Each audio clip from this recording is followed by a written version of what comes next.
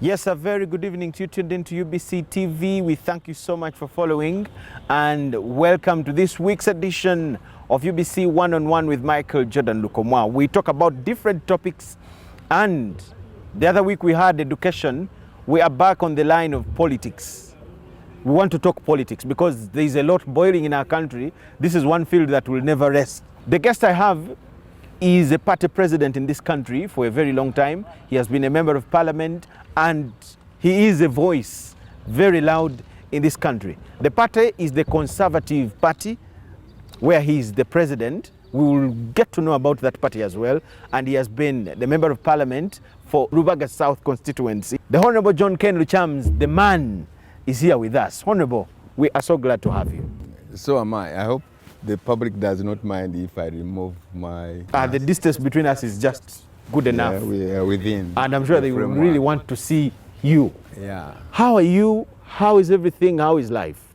Well, we are trying to live in a very difficult situation. Yeah. Things are not easy. COVID notwithstanding. But things are not easy. The economy is bad. People are poor. They have nothing to sell, especially the farmers. I sympathize with them.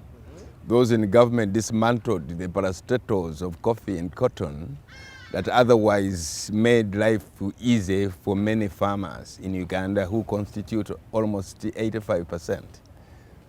So there is a problem. How have you been yourself? We hear that life is so hard when somebody leaves parliament. Is that true? It may be true, but not necessarily true if you take things simple. What do you mean by that?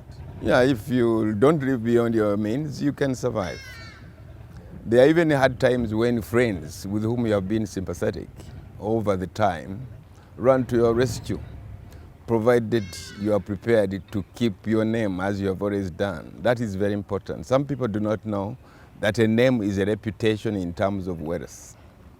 You can command any assistance of any magnitude if you are yourself and when you are prepared to maintain the status quo of a good reputation. The first time you were trounced out of parliament, it was by the IGG. Yes. For having refused, failed, or what happened, you will tell us. I had no regrets. It was not that. We were about 36 people who produced their forms late. I was the only one who was expelled from parliament, and I contested that. And in so contesting, I redeemed the government workers in public bodies who would otherwise be suffocated by the powers of the IGG. For the first time in the history of Uganda, what was a constitutional petition in the Supreme Court amounted to some achievement for the ordinary public workers when court ruled that from then no public servant would be dismissed or expelled from duty by the IGG. The IGG cannot be a policeman, cannot be a judge, cannot be an investigator. It cannot combine all those things. So there must be a tribunal in every institution of government that monitors that. And the IGG from now onwards, has nothing to do with expelling people at his... But how did you fail to beat the deadline? No, it's not a question of beating the deadline. We were 36 who delayed. Yes. We pleaded and we were admitted. The forms were admitted, but mine came back. At that time, I don't know where you are. At the time when I was so popular in politics that at one time people had wanted me to contest the presidency. So I was a thorn in the flesh of government. Okay. It is true. Yes. So they used that tactic to get rid of me in parliament. Some steps back. Yeah. Yeah. That was at the time when I had just been pronounced one of the best parliamentarians. I had just moved a motion to oblige the government of Uganda to talk to Lord Resistance Army outside Uganda in Juba. All motions of great importance, particularly those on the opposition, were channeled through the man. John Ken Lukyamuzi. Honorable, what are those motions you are proud of? as an individual? I am proud of the motion which relates to the Land Act 2004. What was your role in that? I was the key mover of the amendment from the 1998 Land Act, where it was said that the Bibanja holders would pay 1,000 shillings to the landlords. The law created a stalemate between the two parties. Neither did the landlord ask for 1,000 shillings, nor did the Kibanja holder submit.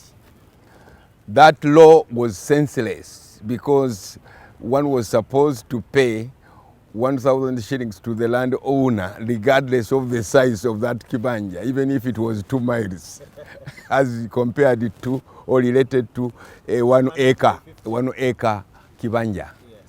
So that amendment I caused intended to say that from now onwards, or from then, the busuru fee to be paid by the kibanja holder should be determined by the district land boards in conjunction with the landlords and the bibanja holders. And that became part of the law? Yeah, the president refused to assent to that bill, but it came back and as under 91, Article 91. When the president refuses to sign a bill and it comes back after 60 days and it is passed again, it becomes law. It became law. But the government became very sensitive about that law and refused to fund the district land boards and the tribunals that would have settled petty land disputes. That is why, as we speak now, the calamity which has led to over 10,000 land cases as a backlog in the legacy of the judiciary is as a result of the failure of government to sanction the Lukyamuzi amendment. Otherwise, if the Lukyamuzi amendment had passed and funded, it was passed. But if it had been funded, we would not be in this quagmire. What is happening today is disastrous because of the Kibanja people, the Bibanja people failing to pay the busuru because there is now a redundancy over the fees to be paid. The ordinary Kibanja holder predominantly does not have the security of occupancy. So the Chinese, in collaboration with some landlords, find it easier to get rid of people or to mini-pay the Bibanja holders because they have no pleadings related to security of occupancy. Your name and DDT have always been in one sentence in almost every article. Give us a brief story about that in just a minute only. I resisted the application of DDT to get rid of mosquitoes. I said between the mosquito and the DDT, it is like you trying to gun down an eagle using AK-47.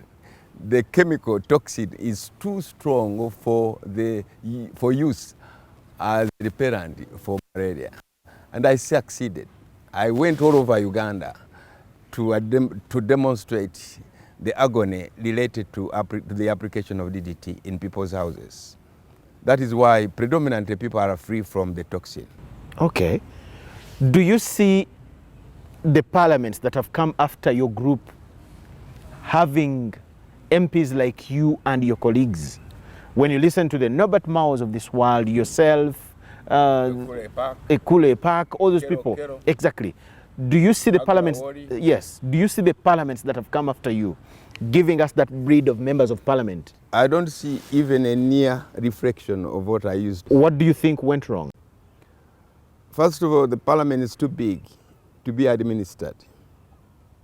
When you want to be a good deliberator, you should be free enough even in the city, physical sitting.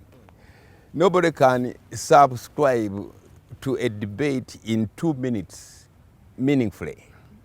I have been part of the gallery in the House of Commons, and the members of parliament reasonably speak for about 5 minutes.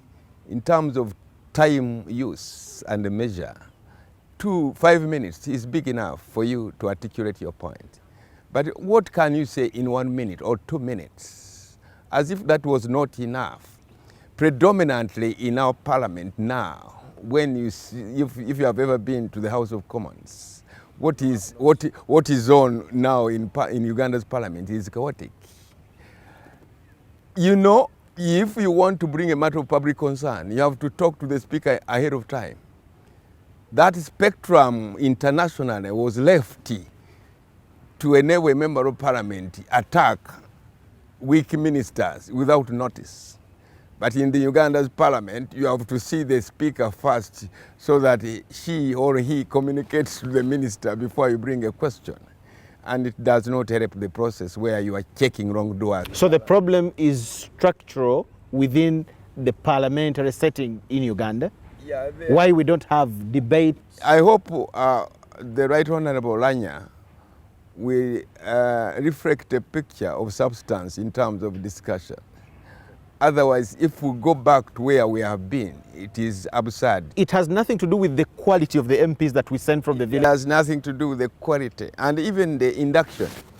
Induction in the 11th Parliament was almost zero. We were exposed to very distinguished speakers. The Speaker of Zambia, the Speaker of the Kenyan Parliament, the Speaker of the British Parliament, the Speaker of the Malawi Parliament. We have been accessing various speakers to give us a menu of substance in terms of measure to articulate the issues equitably. Honorable, you were a darling of people in Rubaga, your constituency. Yeah. What went wrong? That even when you got issues with the IGG, they accepted your daughter. Yeah. You have been trounced 2016. Yeah, my dilemma came. Then 2021. My dilemma was brought by one Kato Lubwama. At the time when I had just applied to go back to Makerere for a law degree, is when he started a rumor of very, very defaming ideas published on CBS. Okay. And I did not have time to respond. So people took for granted what he said as a reality. As a result of that, I got even forced to take that first to court. We are in court for that. With who? With those who published that story of Kato Lubwama. It is what enabled him to go through, because he published the story through a popular radio program which is heard by so many people in Rubaga. What was he framing you with, that you had stolen? No, he said we were dealing, my family was dealing with the first family. It was absurd. If there is anybody who has been so sincere about the Museveni government and so critical, it is John Ken Lukyamuzi. I even brought a vote of no confidence in him, and I had wanted to impeach him from the presidency. You remember in the yes. 2013? Yes, but it failed. Yeah, but people like Kato Lubwama have their problems. Although we would like to ask Kato Lubwama before God summons him, he must find time to apologize to the Lukyamuzi family in Kyabakuza, because that was a very destructive approach to our reputation, which we have kept for so many years now. Then what happened in 2021? You were not even number 2. Of course, there was the Kibuyaga, which came and was mounted on us because we were close to Dr. Besigye. I was one of the most close people to Besigye, and I was punished for that. But I don't think many people are surprised why elections went the way they went. That election was determined by social media. There was no campaign, open campaign for the candidates. There was a wave that invaded, the monsoons invaded the Ugandan electorate. We can leave it at that. Let us talk about the Conservative Party that you had. How far does this party go in Uganda? Oh, we have a councillor in Soro. The biggest you have had is an MP, only one, for the last 35 years. Councillors in Guru. We have had a councillor in Jinja, councillors. We have had various councillors. Can you imagine? Do you then compete with other parties that have members of parliament in charge of districts? The Conservative Party has been represented in Uganda's parliament for 10 years. We only by one MP? You yourself? And my daughter, Susan. Okay. There's nothing funny about that. She She was voted for because she was competent. Yes. And such occurrences are commonplace internationally. You have Junior Bush, Junior George Bush Jr., Even Raila Odinga. Raila Odinga, Odinga, and Raila Odinga. Yes. Uhuru Kenyatta and Jomo Kenyatta. So the party has had 2 MPs. Honorable Nsubga Nsambu, Yes. Honorable Manja Nkangi, they were all members of parliament on a CP ticket. Do we have hope to see MPs from CP 2026 and other years of elections? Even after we have gone, there are many people who are going to emulate the legacy we have left to convince people about the stand of the country. What are you doing to recruit? What are you doing to popularize this? One of the charges we are putting over this government is to suffocate the political parties in Uganda. Much as we are protected under Article 71 and 72 respectively, the government under the Public Order Act is treating us as NGOs, as a Boy Scout association, as a Nakivubo grocery association. Honorable, isn't that an excuse? Because you're not the only political party on the opposition. Your other colleagues within the field have MPs, they're in charge of districts and all that. As a political party, what are you not doing right? Parties don't necessarily have to be of the same size in terms of performance, as long as they have bases that can stand the test of time in terms of manifestation or constitutions. I don't think there is a political party that has a very sound constitutional background in terms of its objectives as the Conservative Party. One of our dilemmas has basically been that we have not been rich enough to reach various areas to sell our propaganda of the party. But once we get sorted out, we will. As we speak now, the government of Uganda, because of being on the opposition, owes us money which was supposed to be paid by Parliament as a result of our representation. That money has not been paid to us, and we are in court with the government. Does CP have headquarters? Yes, we are at Kiso's complex. That's where our office is. There is a secretariat there? Yeah. Wow. Traditional parties in Uganda are disintegrating. Yeah, but do you know why they are disintegrating? What is the problem? They are disintegrating because the government is using the parameter of the Public Order Act to buy them off in darkness. And in the end, their support goes on perishing. Once the followers know that our party leaders are being bought, what else do you expect? I'm arguing that because of the poor platform for the political parties to reach the masses, many of those old parties you are talking about are dying. And one of the reasons why they should not die is that if we go strong over the front we have initiated, we would like to openly reject the presence of the Public Order Act, because it suffocates the political party activities and it is unconstitutional. Let us look at this, Honorable. We see parties that come up and they become strong. I have told you, haven't you been listening to me? Yes, I have, but we saw, give me reason why, because of the Public Order Management Act and actions by government, we see traditional parties going down and new ones coming up. The FDC emerged around 2005, 2006, and it became a vibrant party. Up to now, they have had at least a presidential candidate all the time and some good number of MPs. We see the NUP is now vibrant with the biggest number of MPs on the opposition side. They are depreciating on two grounds. One is they lack public display in terms of public advocacy. Two, many of them are bought off by the government agents because of the poor scene of exposition. How come the new parties are not That's why I have affected? already replied, because these are new. The old parties have not had time to articulate their objectives before the public. The population is growing from time to time. People were used to our politics in the 1980s in the 1990s. Many young people who have been born in the course of this regime need to be updated in terms of philosophy of what we stand for as political parties.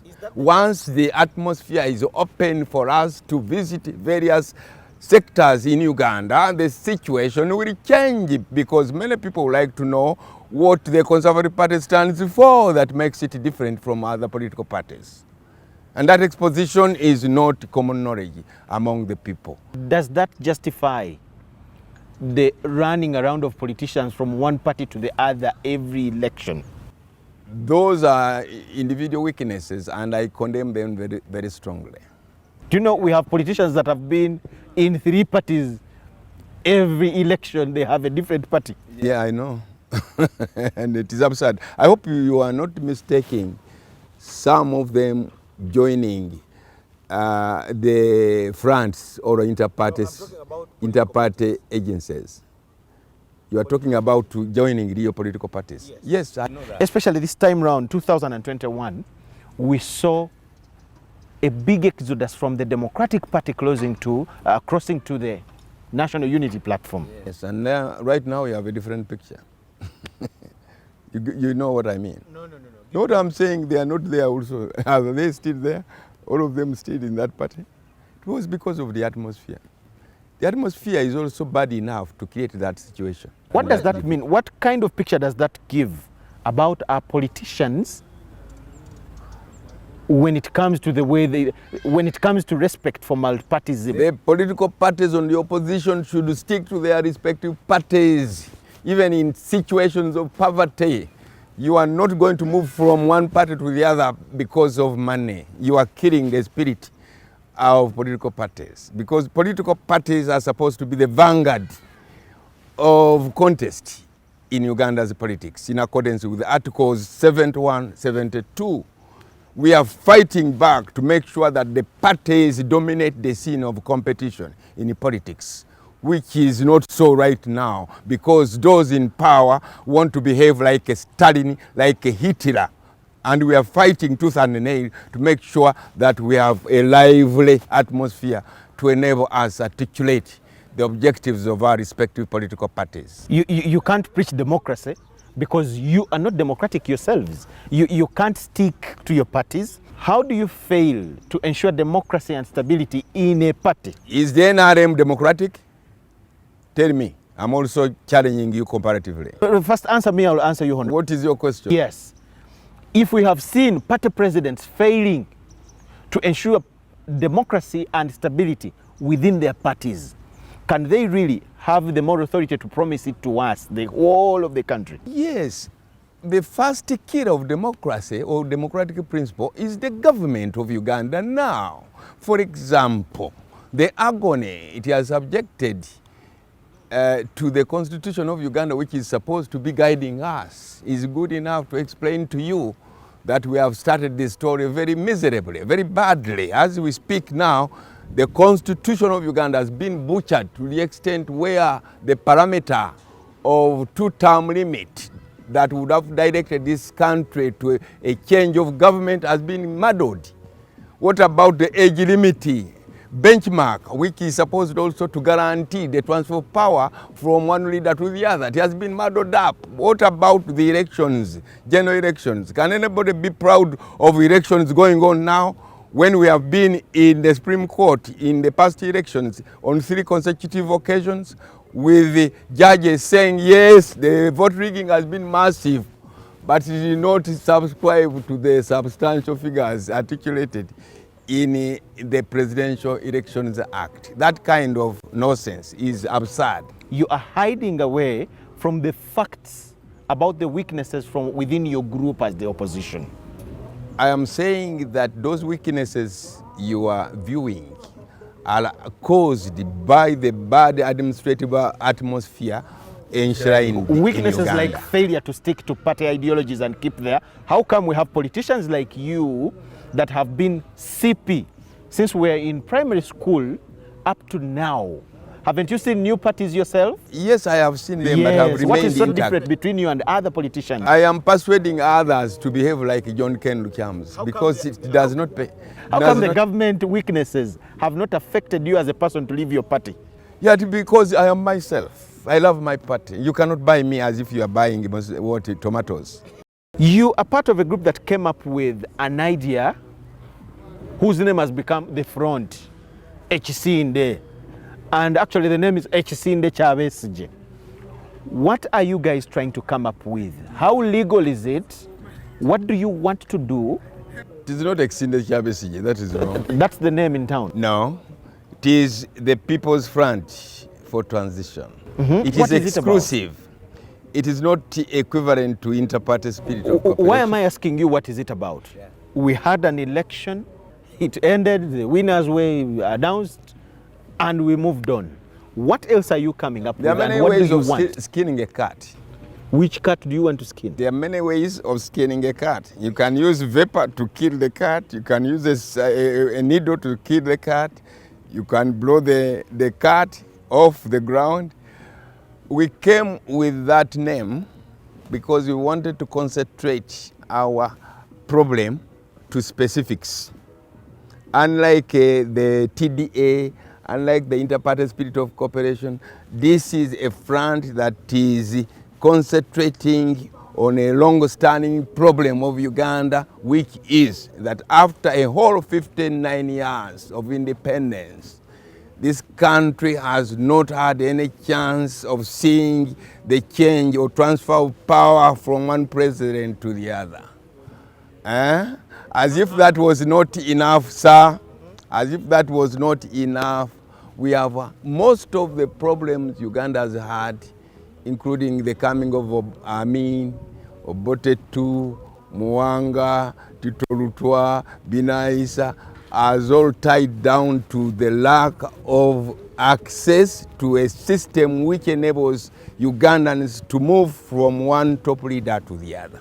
That is why we named that Kisinde the People's Front for Transition. And we have basic reasons. I can summarize them. Briefly. One of them is that since we got our independence, we have had a constitutional problem. The 1995 Constitution was framed up in almost 8 years. We took time to come out with that Constitution. And we even got donations from outside Uganda to make sure that we build a framework for government under a basic law. The first dismantling exercise of that Constitution on issues related to benchmarks for transition was masterminded by the government in power today, when in the 2005 Parliament, they arranged the bribery to get rid of the presidential term limits. Number two, in 2017, the other benchmark was also dismantled, the benchmark on age limit.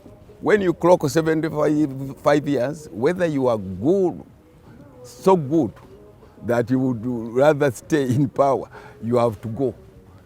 The debate that ensued in Parliament, I cannot explain. The turmoil mounted on Parliament during that debate was terrible.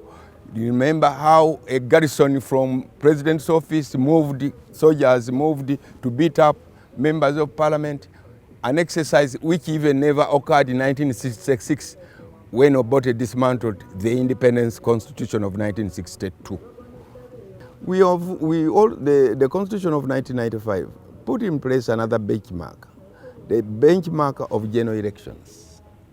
That Ugandans do not stop at being the owners of power, but they can, through a general election, change leadership. I don't think there are many Ugandans who can be proud of elections we have had since the NRM came to power, especially those recent elections. There have been turmoil. So, meaning that in accordance with what we saw on the 14th of January this year, hope to change government through elections is almost dim. At that very point. No, so what are the remedies? What are the constitutional remedies for Ugandans? under circumstances of that magnitude. The remedy is in Article 3 of the Constitution, which says, should anybody dismantle the cause of action articulated by the Constitution of Uganda on how we shall move or change government, any person would be free to intervene and redeem the situation through an action, provided that action is not violent. That's how we are coming in. We are not coming in illegally. We are coming in constitutionally and legally. This is an official announcement that you have failed on elections. You have failed at the floor of parliament. You want to take that kind of... I don't know whether you have followed me well. I have followed. We have not failed. The benchmarks which were constitutionally created to enable the people of Uganda caused the transfer of leadership from one president to the other has deliberately been dismantled by the ruling regime. How have we failed? Don't we have elections every year? What elections? Sham elections. The people are not free. We are spectators. We are slaves in our own regime. Look at the way the government of Uganda is using our taxpayers' money. We are not part of the structure of expenditure for this money. That is why Uganda, as we speak now, is one of the countries that is most indebted globally. Don't be surprised one day when the Chinese come at Entebbe to get the airport mortgaged so that they get their payment. Honorable, let us go slow. Yes. How are we not involved with the parliament of 529 members of parliament that we vote for ourselves? To whom do we throw their mistakes? The rules of procedure for Uganda's parliament are dismantled. How can you say that now, because we lack a space, people will be sitting in shifts? If that shift passes a law which I don't want, and I am a member of parliament, I'm misrepresented. Let me show you loopholes within the front. You want to confront a system. How ready are you, and why do you think they will look at you, confront them? No, I'm returning the ball. What means are you going to use that? First of all, I'm returning the ball to the owners of the football. The owners of football are the people. Under Article 1, power belongs to the people. When you vote a government in power, it is supposed to be an employee of the state, of the people of Uganda. Even after 5 years, the people of Uganda renew their powers over that state. What is happening is the contrary. So these people would rather... What different are those people going to do? When I say that we are now going to speak as a group on behalf of the people of Uganda under the cover of the front, the People's Front for Transition, I am inviting everybody, the priests, abalokole, the soldiers, the doctors, the teachers, the farmers, the trade unions, the taxi drivers. I am inviting everybody on board to tell them that your house is burning. You have had a number of fronts. You've had the people's government, the Tubalemese, there was the Usepichi kind of arrangement, and a number of them. All of these have failed. Can this government be proud that it has won past elections you have been referring to? They are proud, they say it. In 2016, Dr. Besigye was charged with treason because he got sworn in as a president. They detained him, suffocated him, persecuted him, miserably treated him. Eventually he was given bail. 5 years after that bail, the court is saying you have no case to answer. Which means if the treason case is withdrawn, he emerges as the president who must have won the 2016 general elections. What are the chances that you will see reality of your targets? The chances? Yes. Everyone is bogged down with this regime. Look at what is happening in the sector of education. As we speak now, it is only Uganda whose schools are still closed. The rest of the world has reopened the schools. Look at the international debt with which we have to live. The international debt accumulated, local debt and international, amounts to 55% of the GDP, meaning that the debt network overwhelms the GDP. What is likely to happen in the next 5 years? All these dams Uganda is proud of may be taken over by the Chinese because of the extreme indebtedness. We cannot keep quiet simply because Uganda is led by NRM. They have failed. They have rendered us a retarded state. We must wake up, do something, provided we are not violent. Before they even stop you, you have failed to unite yourselves. Who says we have to unite? I talk and I hear what people within the opposition say about you as a group, not you as a person. We launched the mission about 2 weeks ago. Yes. The beginning was rough, but after 2 to 3 days, we got some easygoing atmosphere. People have started welcoming us everywhere. How? Yes. Inup is talking well now. DP is talking reasonably well. Ant is talking reasonably well, although they remain to join. Is what they say to you what they say in the background? No, first of all, you must understand that there are some bad elements in every party. The first noise which was blown out was, Mututawanya, you are disturbing us. Why do you disturb the young man in Inup? Yes. The attempt to redeem the people of Uganda has no permit. One does not need a permit to fight for freedom. Anybody able-bodied to strike off a balance and redeem the population is free to do so, and we are doing exactly that. What are you saying? What is your view about the belief that in actual sense, as a matter of fact, this is a way of all of you people that have been in a silent mode trying to regain some momentum on the platform? You are misunderstanding the trend. Unlike the TD... You mentioned it that people are saying you're disturbing the young man in Nup. No, yeah, some it's people not my word, that, but unlike the TDA or the Inter-Party Spirit of Cooperation, under Semogerere, and respectively, where we moved in to integrate and see who would be most suitable for the presidency, for the prime ministership. This one is a front concentrating on transition. It has no political lifeline. Once we do away with that problem, we cease to exist. We are concentrating on the dynamics of transition. Why has this country spent a whole of 59 years without a program that enables a president to hand power to another person? So there is nothing like using the front as a platform. Not at all. For Besigye to shine again. Not at all. By the way, let me tell you one thing. Yes. During our earlier discussion before the launch, even Dr. Besigye has refused. He had refused our appointment. So, Honorable. Yeah, you will ask people who are there in the meetings. Ask Jema, ask all the other parties.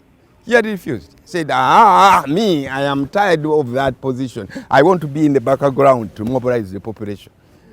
And he's talented in mobilization. That's why we insisted on him. Otherwise, there were other people who could possibly have been equally good. You mentioned that actually at the start is when you received more opposition against the idea from your yes, colleagues. But as we spoke on, it was eaten away. Yes, what I want is here. In your heart of hearts, with the information you have and what you know about these political parties, because you are in the same circles, why do you think they were against the idea? No, they had misunderstood. They had misconstrued the Just idea. that, Yeah. Honorable? They had misconstrued the idea. Are you to hiding mean something from the else. camera? Not at all. Not at all. They thought we had that motive. Apparently, only to find out later that it was not that motive. The motive was, how do we unite the minds of Ugandans to feel ashamed that after a whole of 59 years of independence, we have not been able to map out a situation, a benchmark, which enables transition, a free transition to exist. And it is getting understood by almost 3/4 of the population. Dr. Besigye then must be unhappy with all of you. Why? With the attacks he has received ever since the launch and when you mentioned his name as your leader. Is he a happy man with you? But you must understand, with reference to history, that all great people are hated people. Jesus Christ, if you read the Bible, the way he was treated by even some of his disciples is amazing. Museveni must be a great man. Every person who is great will face greatness in terms of contest. Honorable, in that sense, Museveni must be a great man. Why is he? He is hated by many, including yourself. If in your analysis that makes him great, it is up to you. I'm basing it on your submission that all great people are hated. Well, this is a man that has all the political sides, parties apart from NRM, trying to make sure that he is out of office. He told us when he came from the bush that one of the main reasons why he has come to power, he has come to liberate us from dictators, is because he wants to fight the legacy of people who want to stay in power indefinitely. And he's doing exactly that. At least, what are those things that you would credit Museveni about? His attempt to liberate the army into an understanding grouping. But he's failing because he thinks every cause of sanity must be followed with an expanded army. That is why we have a very big army. There is no need for us to have a big army if there was sufficient peace within the country. We happen to have a very big army because the atmosphere is such that without employing a big army, people will be violent. Another good point about President Museveni. By the way, President Museveni should have already gone if it were not the value he employed during liberation to engage the Kabaka of Buganda. Professor Mazui, whom you may have heard about, whom at one time I served as a research assistant, the Department of Political Science at Makerere University, once said that Obote is misbehaving. He does not know what Uganda is. If I were Obote, I would not have isolated Buganda, because anybody who wants to govern Uganda must get closer to Buganda. President Yoweri Kaguta Museveni succeeded initially to entice Buganda in his support. Okay? That is why, up to now, he has not been fought in the way others have been fought. People would have gone to Luero too if Kabaka Mutebi was not in existence. A person like John Ken Lukyamuzi, who is a great lover of the Kabaka, I feel ashamed to go to the bush because the moment I go to the bush, my Kabaka will run away from turmoil. That state of life has kept Museveni in the pipeline of leadership, circumstantially. I want to take you back to the... I hope you understand that. Very well. Back to the front as we get off it. What is your plan? Because I've heard, besides your colleagues in the opposition taking vows not to join you, the police is ready for you, and other security agencies. The Electoral Commission, under which this crusade would follow, has already clarified the situation, that it has nothing to do with our problem. We should be free, provided we are peaceful. But haven't you heard the police saying they are ready? Police is misconceived. It should also go slow, because we know what we are doing. So the rest of the people you are talking about will soon join us also. We see coup d'etats returning in the political space of Africa. Sudan, Mali, and recently Guinea. First of all, what do you think explains this? We had taken so many years away from that kind of a spate. What explains it, the return of coup d'etats in Africa? First of all, many African leaders have failed to stick to the benchmark of transition. While they are still lingering about that transition order, defying it, sometimes changing the constitution arbitrarily, they are also faced with the insurgency of the Arabs, the Islamic fighting fronts. And that is diverting the population from concentrating on the bettering of the political dimension in terms of political equity, to ensure that the elections periodically and meaningfully take place in Africa. But at the same time, I think we should go back to the chapter of Kwame Nkrumah. Many of these African leaders still have a legacy of Kwame Nkrumah. Kwame Nkrumah, by Professor Mazoi's analysis, Professor Mazui said Kwame Nkrumah was a good African, but a bad citizen of Ghana. Yeah, because he was thinking in terms of bettering the lives of the African people before he would better the lives of the Ghanaians. It is important for us, for populations in Africa and the leaders in Africa, to concentrate on the plight of their respective home populations before they embark on the notion of Pan-Africanism. That's one of the reasons why we have coup d'etats. That's one of the reasons why we have coup d'etats. Many of these leaders, by enticing a suicidal encompassing of leaders in terms of brotherhood with the rest of the African leaders, they think they are safe at home when they sing the song of Pan-Africanism beyond the songs of Zambia and Tanzania respectively. The young men that have taken power through the coups have promised a lot.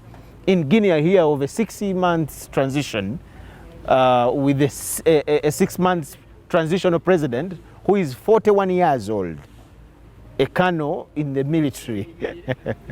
The Mali has something. Do you see these young men giving out power after the transitional period? The emergence of the younger military men in Africa over the takeover is in existence because of the dominant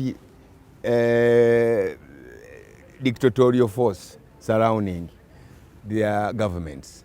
And that is creating a chance for them to act even in circumstances where they don't have the might to and the young men just taking advantage of that situation to also take power. Do you see them giving power to civilian advantage, but in a very bad economic arrangement? Many of them will be fed by the economy of scale. So take the case of Mali, take the case of Sudan. There was a lot of fire, jubilation after the takeover, but the eventuality is chaotic. So you agree with me if I say...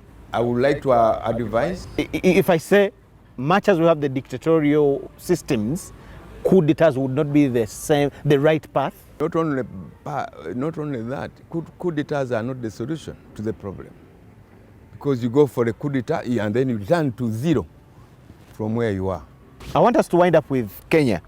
I was listening to you somewhere and you mentioned Raila Odinga as a friend to you. He's a personal friend, yes. Okay, he's in a race of which we'll see a showdown in 2022. What is your view of what is happening in Kenya? Well, the handshake which was employed by Uhuru Kenyatta and Raila Odinga is not yet dead. I think it was deliberately initiated to make sure that they reduce the divide between the two forces. You remember Orange and the Jubilee were ruffians, but now they are friendly, and I'm sure they can build a front of success. I am very worried about Ruto. He is a very proficient person. He was a former lecturer at the University of Nairobi, and I used to see him in some of the assemblies, but he has not calculated his stance of action. If Uhuru Kenyatta found space for him, there would be no problem for him being patient enough to wait for a suitable turn. What is happening now is exactly similar to what nearly happened between Mama Mbabazi and President Museveni.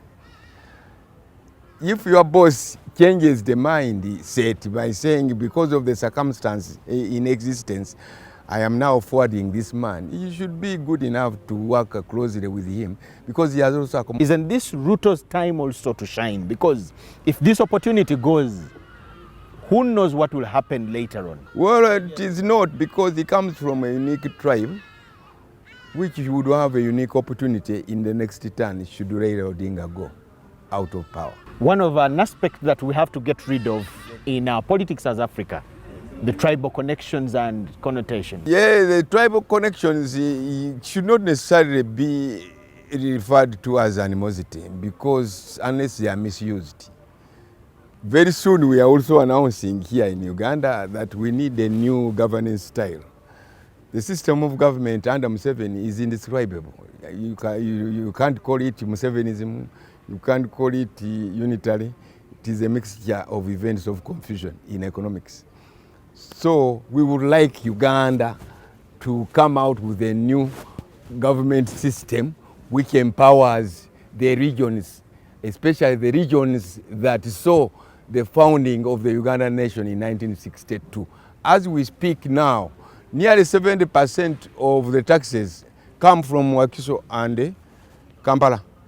If we had an arrangement which empowers the region substantially in the form of executive powers, in the form of sovereignty, in the form of functions, those cities and regions elsewhere would be able to nurture an economic empowerment to the inhabitants capable of adding value to the consolidated fund. Thank you so much, Honorable Lukyamuzi. Thank you too. Just a comment about the environment. We no longer hear you that vibrant like you used to be about the environment. Well, I was right now in some village, and what used to be a forest, yeah, right there now, are plots being demarcated right for sale. now I am very worried about the laxity of government in regard to our deforestation and wetland reclamation. Don't be surprised when in the short run the power underneath the dams will water down and the rivers may dry and even the turbines fail to blow the water across. Why? Because President Museveni is getting too excited with the waterfalls, with the dams. The power of dams is dependent on the function of waterfalls. The way we are feeding the water table underground, the rivers and the lakes and the rivers is so narrow that we are worried that under the present state of 8% of the remaining forest cover in the country, in the next 20 years or so, those dams may no longer be in function. By now, President Museveni and his government would have designed a cook stove which economizes energy from Pakwachi to Kabale. If it is used or bought by every family, we should be able to reduce the encroachment on the forest cover, without which ordinary people cannot live because they have to cook food. Thank you so much. Above all, the president should think of reducing the tariffs of electricity, because as we speak, very few institutions can use hydroelectricity for cooking because it's too expensive. In the 1960s, a unity of electricity was at 1 shilling.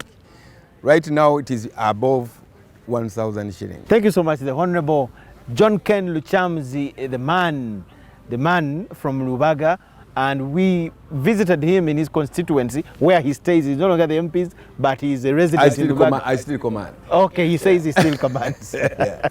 We visited him here to have a chat about issues to do with his main field, and that is politics, and I'm sure you have listened and followed. My name is Michael Jordan Lukoma with my main man, Davis Kamukama, Gloria Gwitabinja, and the whole team. Wish you the best of the evening. Bye-bye and good night.